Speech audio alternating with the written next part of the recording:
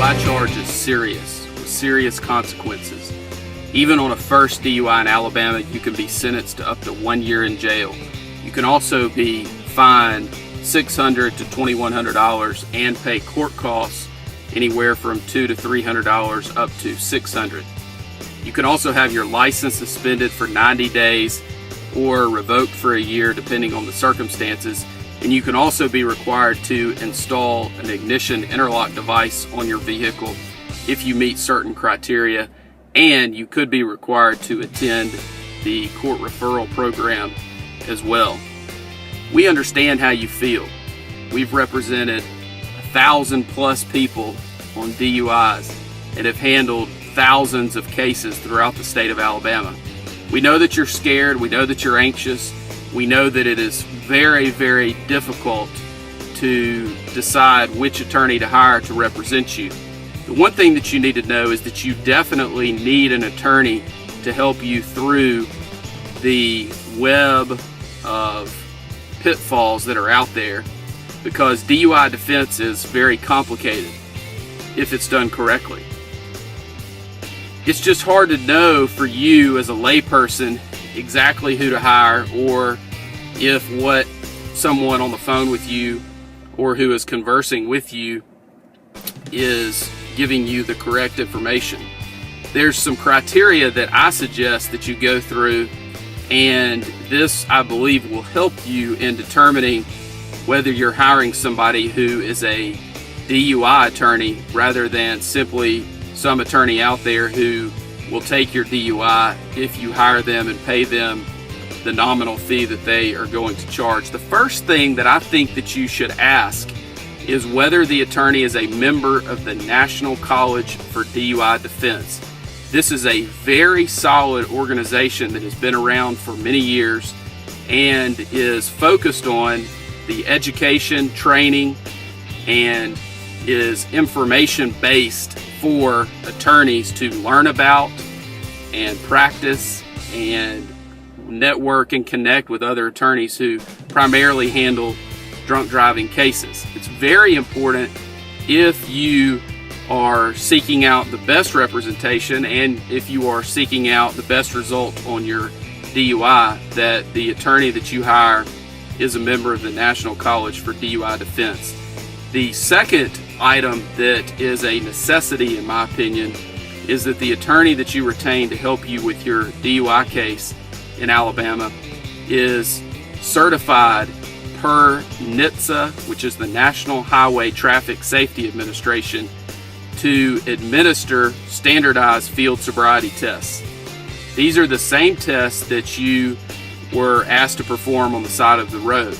It's very important that the attorney that you hire is trained in these tests and is familiar with these tests, because as I'll go over in just a minute, there are many issues and items that you can spot if you're trained in these tests and you're trained what to look for. You're going through the same training that the officers go through during their certification process. And it's not just about the tests, it's about the arrest process. It's about the phases of the arrest process, the vehicle in motion phase, the personal contact phase, the pre-arrest screening phase. You know, there are most attorneys out there that are unaware of those issues that they need to be looking at to determine whether there is a legitimate legal argument, or it will help them to uncover a factual argument in your case in order to get you the best result possible. You also need someone who is very experienced and well-versed in the driver's license aspect of your case. There are lots of folks out there that are unaware of the specifics about driver's license issues associated with DUI.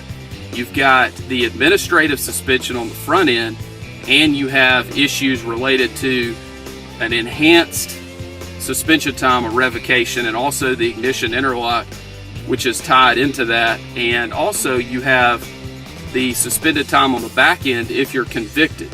There is very specific and detailed and complicated aspects of the driver's license portion of a DUI, And there are a lot of folks out there that are handling DUI cases that are unaware.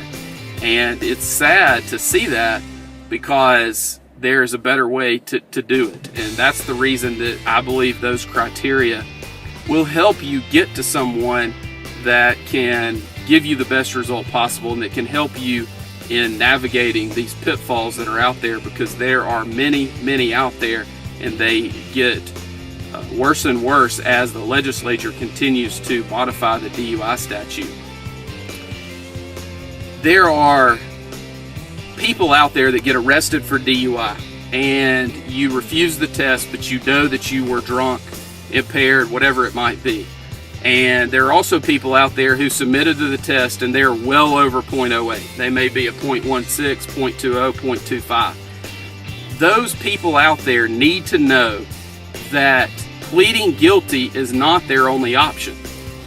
They need to know that there are lawyers out there, such as myself, and there are other good DUI defense attorneys in the state of Alabama that know how to litigate these cases, know what to bring up, and know how to handle these in a way that is going to get you the best result possible. And it's very important that you hook up with and work with someone that understands the ins and outs of DUI defense, because even though you may feel like your case is hopeless, there is a way to suppress some of this information, to suppress some of these tests, to keep information out of evidence, or to negotiate and work something out so that charges may be dismissed or reduced for a non-DUI disposition. Because our goal in every single DUI case that we handle is to either have the DUI dismissed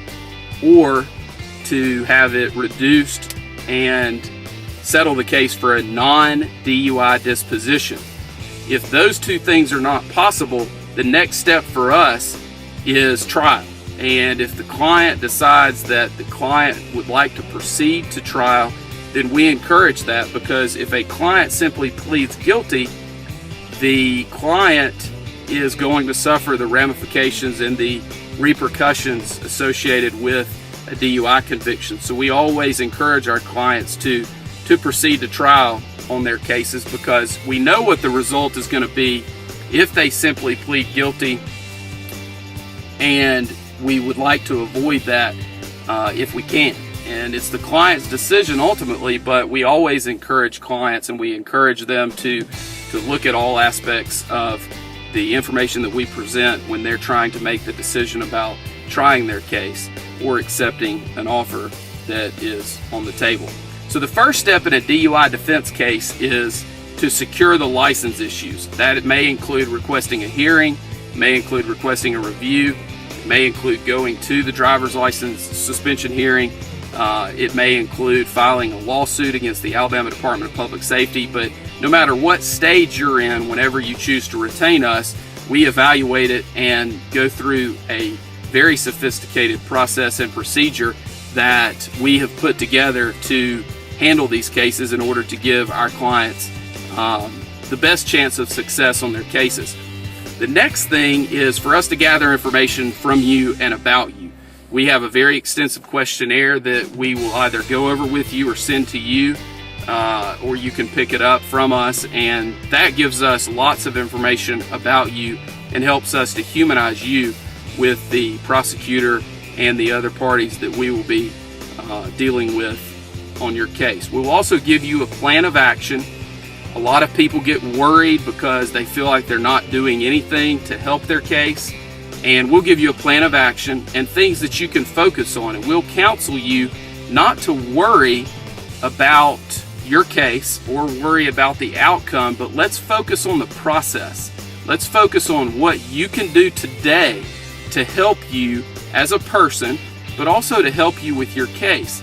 And that's one of the things that we feel like separates us from other folks that are out there, because we will give you a plan of action and go over with you the things that we feel like you should do to help us help you.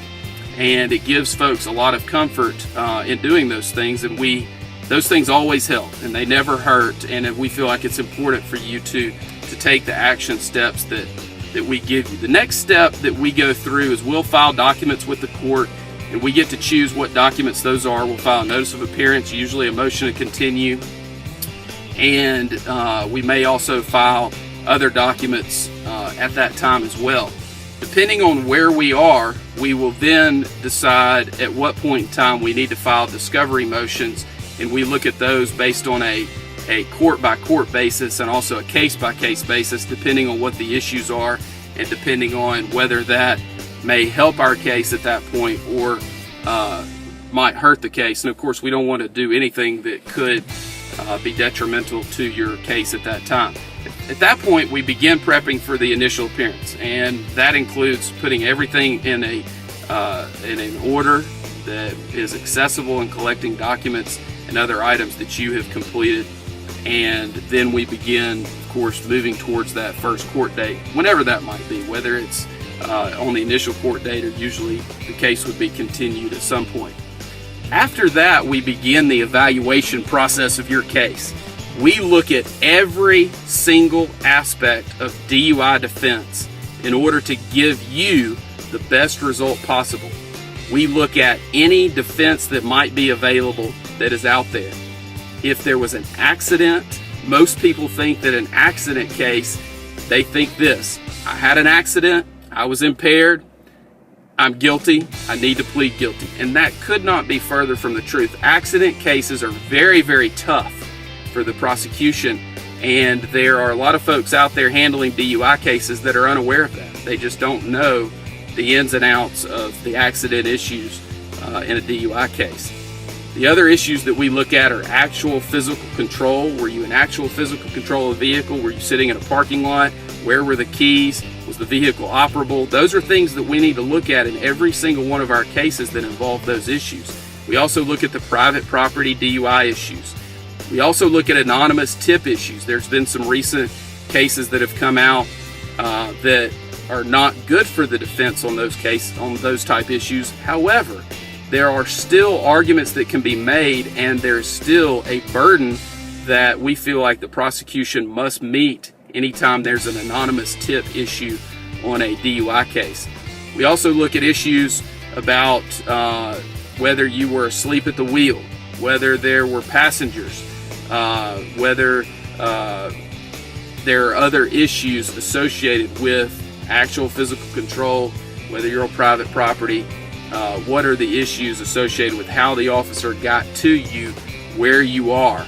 We have a lot of cases where people pull over and they're asleep in a mall parking lot at night, and we want to know all of the facts associated with those aspects so that we can make sure that the arrest process was done properly by the officer. We also look very carefully at whether there was a blood test performed. There are many folks out there who assume that a hospital blood test is reliable and is one that should be looked at closely as one that is foolproof as far as introduction into evidence and that it comes in every time. And the answer to that is absolutely not. The hospital blood testing process for blood alcohol content is definitely not something that is or should be relied upon, because the testing is not valid, it's not scientifically reliable, and should not be admitted into evidence in our opinion. We also look at the process that a state trooper may have had blood drawn at the hospital provided to him, and he uses the blood kit and sends it to Alabama Department of Forensic Sciences in order to have the blood tested there. Those tests are much more accurate, we feel like, but there are still many processes and procedures such as chain of evidence and other items that must be followed very closely in order for that to come into evidence and be reliable. We also look at any issues that are associated with your case related to the Draeger breath test and any issues that come up there, whether it's the 20-minute deprivation period, whether you may have had mouth alcohol, whether you burped or belched during the 20 minutes prior to the test. There are implied consent issues where you provided proper implied consent warnings associated with the suspension of your license if you choose to refuse the test. And all those are issues collectively that we look at when determining whether a breath test that you submitted to and that ultimately provided a result that was printed on a certificate of breath alcohol analysis, and whether that should come into evidence under the rules of evidence or under the statutory guidelines that must be strictly complied with under Alabama case law in order to just come into evidence without them having to go through the normal process for scientific evidence to get that into the evidence of the case, whether in front of a judge or in front of a jury. We also look at whether the stop of your vehicle or the initial encounter with you was done in a way that is legal and that is constitutional. It's very important to look at that, because if there was no reasonable suspicion of violation of the law, then the officer should not have pulled you over. And if we can prove that, then we can likely have all evidence that may be admitted or that was collected against you suppressed. And if that's the case, then we would win the case based on the state or the city not being able to prove their case. We also look at all of the medical defenses available, whether you have GERD, whether you have dentures and there was alcohol that was collected within the dentures, whether you had recent dental work done. There are a lot of medical issues, whether you have diabetes. There are many medical issues that come up, and we always go through that and make sure that those defenses don't apply. And if they do apply, then we work those up and make sure that we have gone through them properly with you and presented those defenses on your behalf. We also look at the UTTC, which is the traffic ticket, the complaint against you, to make sure that there are no issues related to that as well, such as municipal ordinance issues, if there are issues related to the code sections cited, whether it's proper, and whether they have your proper information on the UTTC or not. We also go through and determine whether you requested an independent test, and if that was handled properly. We look at any roadblock issues that may come up, if a roadblock was the cause of the initial encounter. And we also look at whether you have any prior DUI offenses and whether we can exclude those, and whether the city or the state has the necessary evidence related to those priors to be able to use those through the negotiation process or through the trial and sentencing process if it gets to that point. The next thing that we look at, and a very important aspect of the case, is the Standardized Field Sobriety Test. And I am certified as an instructor in field sobriety testing and also as the administrator of the test. And going through that process and reviewing, hopefully, a videotape, definitely the trooper or the city officer's notes related to the field sobriety testing, the process that they have to go through in order to come to a decision to arrest you for DUI is one that has to be followed closely, because otherwise they are simply going through the motions and not doing it properly and arresting you not based on sound evidence or based on logical conclusions from their observations, but just running through the motions so that they can get to an arrest at the end. We want to make sure that that is not happening and that things are not being done that are in violation of your rights and in a way that is not standardized. We want to make sure they gave you the proper instructions, make sure that they look for the proper clues, make sure that they scored the test correctly. It's very important that those items are looked at closely, because otherwise you're giving up some of the aspects of your case that could be litigated and ultimately tried if needed. The other options that we look at after we've gone through the full analysis and talked to the client about every aspect related to their DUIs, we determine if there are any triable issues in the case and how likely it is that we would succeed on those issues. And then we go through the process with the client so that the client gets to decide, with our guidance, how to proceed in the case, whether to settle the case for a non-DUI disposition, if that is an option, or whether to proceed to trial, if that is what the client chooses, or to accept whatever offer is out there, and that is usually against our advice depending on what the tribal issues are that come up. And in any DUI case, if you have the knowledge and the experience to go through and review every aspect of the case and every defense that might be available, there are always issues that can be brought up related to a DUI case because they are so complicated and they require so many steps in going through the process. So it's very important that the case is looked at with eyes that have the experience and the knowledge to get you the best result possible. It's very important.